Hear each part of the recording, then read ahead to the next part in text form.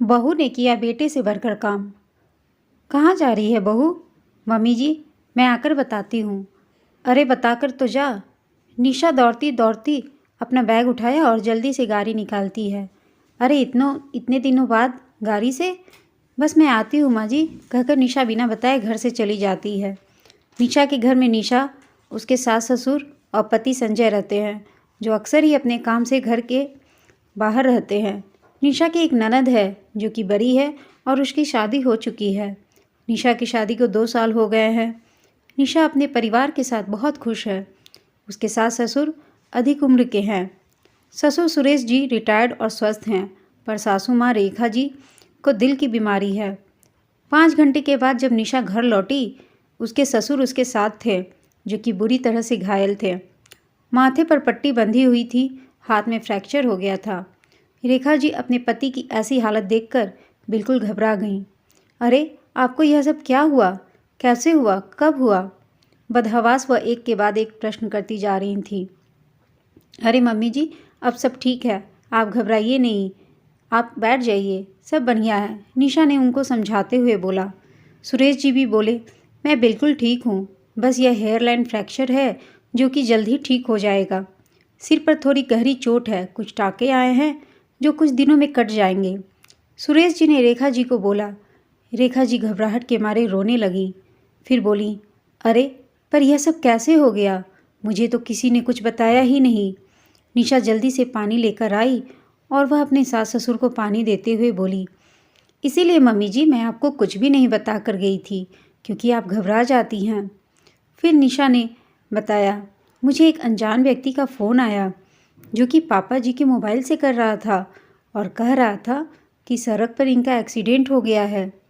उन्होंने यह नंबर दिया है आपसे बात करने को, तो मैं आपको फ़ोन कर रहा हूँ मम्मी जी, इसलिए बिना बताए आपको मैं चली गई। यदि मैं आपको बताती तो आप घबरा जाती। घबरा तो मैं गई थी, लेकिन मुझे तो हिम्मत दिखानी थी ना। वैसे भी संजय शहर में नहीं है। रेखा अपनी प्यारी बहू निशा की बातें सुन बहुत ही गर्व महसूस कर रही थी। उन्होंने कुछ सोचते हुए लंबी सांस भरते हुए कहा, अच्छा है, तूने साल भर पहले ड्राइविंग सीख ली थी, देख काम आ ही गई। हाँ मम्मी जी, कुछ दिनों से मुझे गाड़ी चलाने से काफ़ी कॉन्फिडेंस आ गया था और पापा जी का एक्सीडेंट वीरान जगह हुआ था।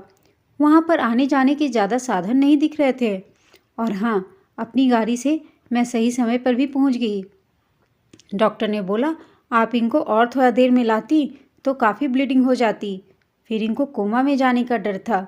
सर पर गहरा घाव है, पर चिंता की कोई बात नहीं है। डॉक्टर ने सीटी स्कैन करके बता दिया है, सब सही है। निशा ने हंस के समझाते हुए अपनी सासू माँ को बताया। रेखा जी भी निशा को देखकर खुशी से मुस्कुराने लगी। आज उनकी बहू ने इतनी समझदारी से एक बेटी जैसा काम किया है। सुरेश जी को देखने 2 दिन बाद पड़ोस के शर्मा जी आए। उनकी बहू बैंक में जॉब करती थी। अपनी बहू की इस बात पर उन्हें बड़ा गर्व था कि मेरा बेटा बहू दोनों ही कमाते हैं, और वह बातों बातों में अपनी बहू की कमाने की तारीफ करते ही रहते हैं और कहीं ना कहीं निशा को नीचा दिखाने की कोशिश करते हैं। संजय की बिल्कुल भी इच्छा नहीं थी कि निशा नौकरी करने के लिए जाए। वह सोचता था कि वही काफ़ी है नौकरी करने के लिए। वह निशा से कहता था कि तुम मेरे माँ बाप और अपना ध्यान रखो, खुश रहो और ज़िंदगी का मज़ा लो, मेरे लिए यही काफ़ी है। निशा को भी नौकरी करने की कोई खास इच्छा नहीं थी। उसे अपनी सीधी सरल ज़िंदगी पसंद थी, इसलिए उसने भी कभी नौकरी करने की कोई जिद नहीं की। वह अपने सास ससुर के साथ मज़े से घर में आराम से रहती थी। उस दिन भी शर्मा जी अपनी बहू की तारीफ कर रहे थे। उनकी बातों से अब निशा थोड़ी हर्ट होती थी। यह बात रेखा जी को महसूस होने लगी, इसलिए रेखा जी बातों ही बातों में उस दिन शर्मा जी को बोली कि मेरी बहू नौकरी नहीं करती तो क्या हुआ, वैसे तो बहुत ही सुशील, संस्कारी तथा होशियार है। समय के साथ सही निर्णय लेकर हम लोगों का पूरा ध्यान रखती है। आज सुरेश जी हम लोगों के सामने हैं तो सिर्फ निशा की वजह से। डॉक्टर ने बताया कि यदि थोड़ी और देर हो जाती तो सुरेश जी का बचना मुश्किल था। वह कोमा में भी जा सकते थे और निशा नौकरी नहीं करती, उसमें उसकी और संजय दोनों की इच्छा है। ज़रूरी नहीं है कि घर में सभी लोग नौकरी करें। सुरेश जी इतनी अच्छी पेंशन आती है, साथ ही मेरा बेटा भी इतना अच्छी नौकरी में है, गांव में हमारी इतनी प्रॉपर्टी भी है, तो हमें नहीं लगता कि निशा को नौकरी करना ज़रूरी है। आज रेखा जी की बात सुनकर शर्मा जी अपना मुंह लेकर रह गए। सबके सामने रेखा जी के मुंह से अपनी बड़ाई सुन निशा अंदर ही अंदर बहुत खुश और गौरवान्वित महसूस कर रही थी। उसे लगा, जब मेरे परिवार वाले मुझसे खुश हैं तो मुझे और कुछ नहीं चाहिए। आजकल समाज का प्रचलन हो गया है कि जो लोग नौकरी करते हैं लोग उसको ऊंचा दर्जा देते हैं, पर यह मन की इच्छा और पति पत्नी का मिलकर लिया गया फैसला होता है। यदि किसी महिला की इच्छा नहीं है तो नौकरी करना ज़रूरी भी नहीं है। और अगर सारी महिलाएं नौकरी करेंगी तो घर और परिवार को कौन संभालेगा? घर संभालने वाली महिला को लोग कमज़ोर क्यों समझते हैं? समय आने पर वो भी बहुत कुछ कर सकती है, इसलिए उसका हमेशा साथ देना चाहिए। कभी भी उसे हीन भावना से नहीं देखना चाहिए। आपको यह कहानी कैसी लगी हमें कमेंट करके बताइएगा।